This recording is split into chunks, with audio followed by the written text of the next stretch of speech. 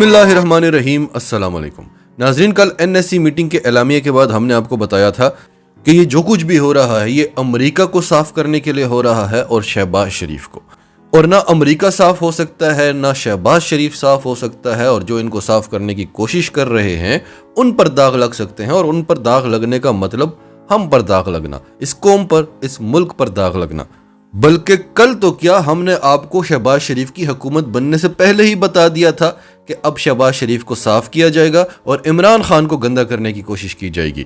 لیکن عمران خان نے ایک بہت زبردست موو کھیلا ہے کہ اس نے جانے سے پہلے نیشنل سیکیورٹی کونسل کی میٹنگ بلا لی اور وہاں پر تینوں افواج کے سربراہان سے اس اعلامیہ پر دستخط لے لیے کہ مداخلت ہوئی ہے، پاکستان کے ساتھ بدتمیزی کی گئی ہے، پاکستان کو دھمکی دی گئی ہے، غیر ڈپلومیٹک زبان استعمال کی گئی ہے، تو اب کوئی چاہ کر بھی ان کو صاف نہیں کر سکے گا کیونکہ دستخط ہو چکے ہیں۔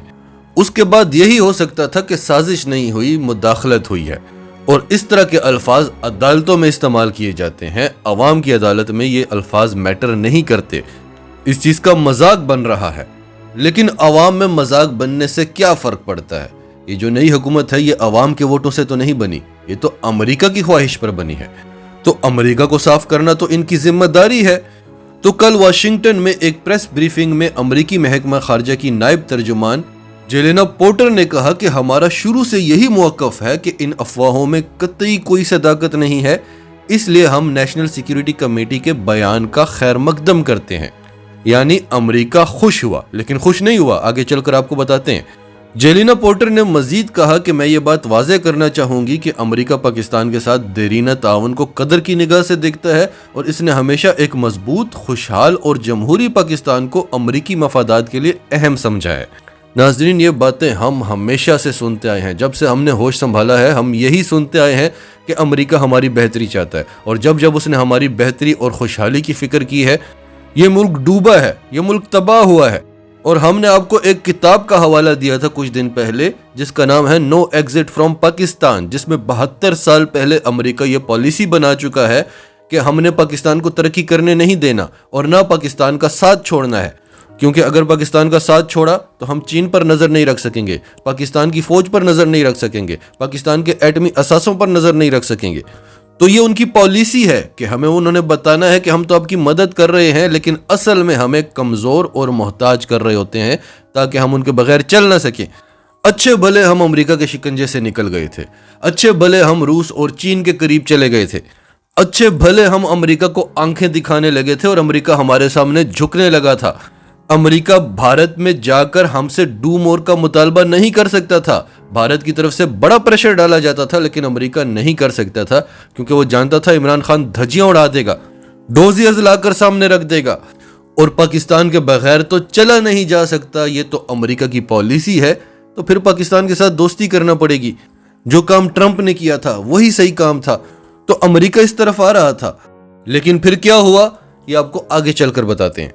فی الحال نیشنل سیکیورٹی کمیٹی کی جو میٹنگ میں اعلامیہ جاری ہوا ہے یہ امریکہ کو خوش کرنے کی ایک کوشش تھی کہ ہم نے آپ کو صاف کر دیا ہے، لیکن امریکہ زیادہ خوش نہیں ہوا کیونکہ وہ اس سب میں نہیں آ رہا، نہ عوام آ رہی ہے نہ دنیا آ رہی ہے کہ سازش نہیں ہوئی، مداخلت ہوئی ہے۔ مداخلت تو ہوتی ہی سازش کے بعد ہے، پہلے سازش ہوتی ہے پھر مداخلت ہوتی ہے۔ صرف سازش ہو تو آپ کو خطرہ نہیں ہے، مداخلت ہو تو وہ کام پریکٹیکلی ہو جاتا ہے، تو مداخلت زیادہ خطرناک ہے۔ تو امریکہ خوش نہیں ہوا کہ آپ نیشنل سیکیورٹی کمیٹی کی میٹنگ میں یہ تسلیم کر رہے ہیں کہ ہاں امریکہ نے مداخلت کی، ہاں امریکہ نے دھمکی دی، ہاں امریکہ نے کہا کہ عمران خان کو ہٹاؤ، ہاں امریکہ نے کہا کہ عدم اعتماد کو کامیاب ہونے دو، لیکن سازش نہیں ہوئی۔ اب ان چیزوں کو تو پاکستانی عوام نہیں ہضم کر رہی، امریکہ کیسے ہضم کرے گا؟ اور یہ بھی کیا کریں، یہ دستخط کر چکے ہیں کہ ہاں یہ سب کچھ ہوا ہے۔ تو اس کے بعد ہینا ربانی کھر اس کو مزید کلیئر کرنے آئیں کہ ہاں یہ دھمکی تو دی گئی تھی لیکن اس کا بائیڈن ایڈمنسٹریشن سے کوئی تعلق نہیں ہے، یہ امریکی ڈپلومیٹ ڈونلڈ لو نے اپنی طرف سے دی تھی۔ یہ تو ہم نے بھی آپ کو کہا، اور ابھی ویڈیو کے شروع میں بھی ہم نے آپ کو بتایا کہ اس کے بارے میں آگے چل کر آپ کو بتاتے ہیں کہ امریکہ تو عمران خان کے سامنے جھک رہا تھا، ہمیں صاف دکھائی دے رہا تھا، ویسے ہی انہوں نے ایک ٹرائی ماری اور ہم ڈر گئے۔ کیا ہم ڈرے؟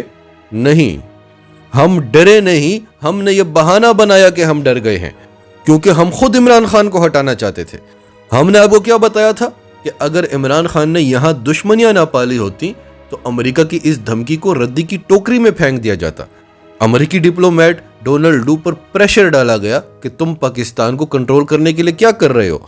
تو اس نے پاکستان کے سابق سفیر اسد مجید خان کو بلایا, تھوڑی سی تلخ زبان استعمال کی کیونکہ پیچھے سے اس پر پریشر تھا, اور وہ ایک ایسی غلطی کر بیٹھا کہ بائیڈن ایڈمنسٹریشن بھی پریشان ہو گئی ہے کہ یہ تم نے کیا کر لیا ہے. سامنے جو شخص بیٹھا ہوا ہے اس کا نام عمران خان ہے. اس نے ہماری افغانستان میں 2 دہائیوں کی محنت پر پانی پھیر دیا ہے. ہم نے جو اپنی ہار کا سہرا پاکستان کے سر پر سجایا تھا, ہم نے جو پروپیگینڈا مشینری پر اربوں خربوں ڈالرز انویسٹ کیے تھے, جو اسلامو فوبیا پر اربوں خربوں ڈالرز انویسٹ کیے تھے, وہ سب خراب کر چکا ہے.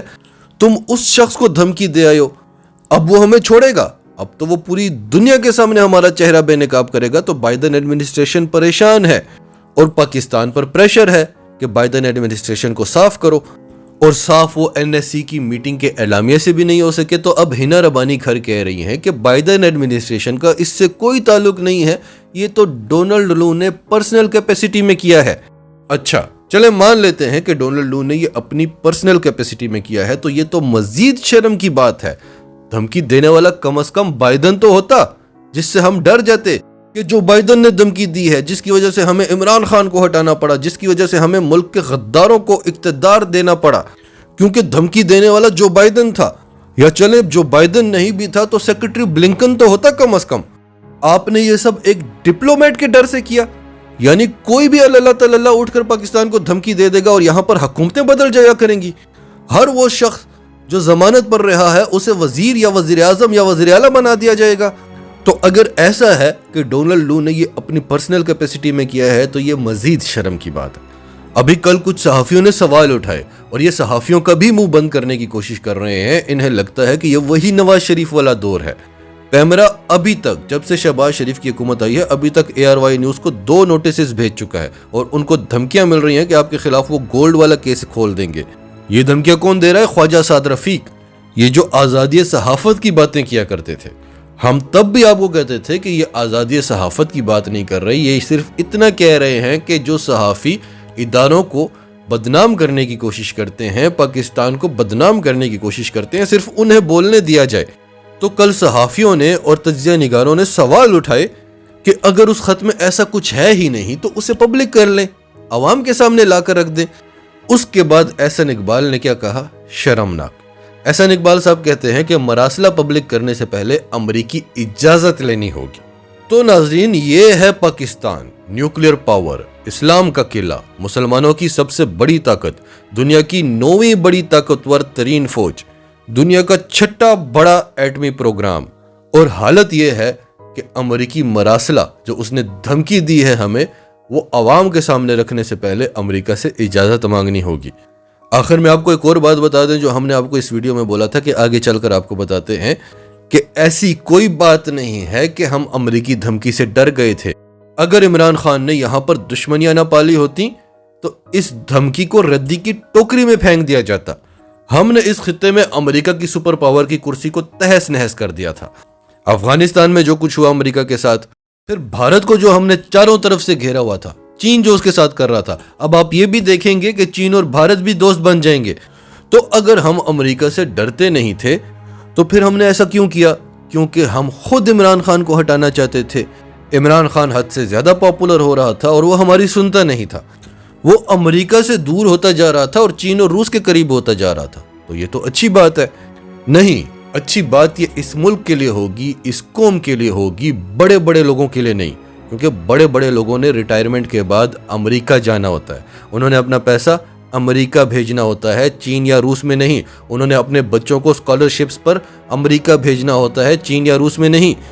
انہوں نے ریٹائرمنٹ کے بعد کی زندگی یا وہ وقت جب وہ اقتدار میں نہ ہو وہ امریکہ میں گزارنا ہوتا ہے. وہ وقت انہوں نے چین یا روس میں نہیں گزارنا ہوتا. دوسرا, امریکہ یہ چاہتا تھا کہ جب ہم افغانستان چھوڑ کر چلے جائیں تو پاکستان افغانستان میں وہ سب کچھ کرتا رہے جو ہم کرتے رہے آج تک. تو ہم چاہتے تھے کہ جو امریکہ کہہ رہا ہے وہ ہم کرتے رہیں, کیونکہ ہم 20 سال سے یہ جنگ لڑ رہے ہیں, ہمیں عادت ہو چکی ہے جنگ لڑنے کی. اب امریکہ چلا گیا ہے تو ہم کیا کریں گے؟ اور پھر ہم یہ جنگ لڑتے رہیں گے تو ہمیں اسلحہ بھی ملے گا, ہمیں ڈالرز بھی ملیں گے. عمران خان یہ نہیں چاہتا تھا. عمران خان کہتا تھا کہ اگر یہ جنگ لگی رہے گی تو ملک میں امن کیسے ہوگا، اور اگر امن نہیں ہوگا تو انویسٹمنٹ کیسے آئے گی، ترقی کیسے کریں گے، امن نہیں ہوگا تو ترقی یافتہ ملک کیسے بن سکیں گے، اور ہم کیوں امریکہ کے لیے اپنے جوانوں کو یا اپنے آفیسرز کو شہید کریں۔ تو یہ ساری وجوہات تھی، ایسی کوئی بات نہیں تھی کہ ہم امریکہ سے ڈر گئے تھے، اور اگر ڈر گئے تھے اور وہ بھی بائیڈن سے نہیں ڈونلڈ لو سے، تو بڑے شرم کی بات ہے۔ ناظرین، آپ کی سب کے بارے میں کیا رائے ہے؟ کمنٹس میں اپنی رائے کا اظہار کرتے رہیں، اور اگر آپ ہمارے چینل پر نئے ہیں تو ابھی سچ ٹی وی کو سبسکرائب کریں، سچ ٹی وی فیملی کا حصہ بنیں، اور ہماری ویڈیوز پسند آئیں تو انہیں لائک کریں، شیئر کریں، تاکہ زیادہ سے زیادہ لوگوں تک یہ میسیجز پہنچتے رہیں۔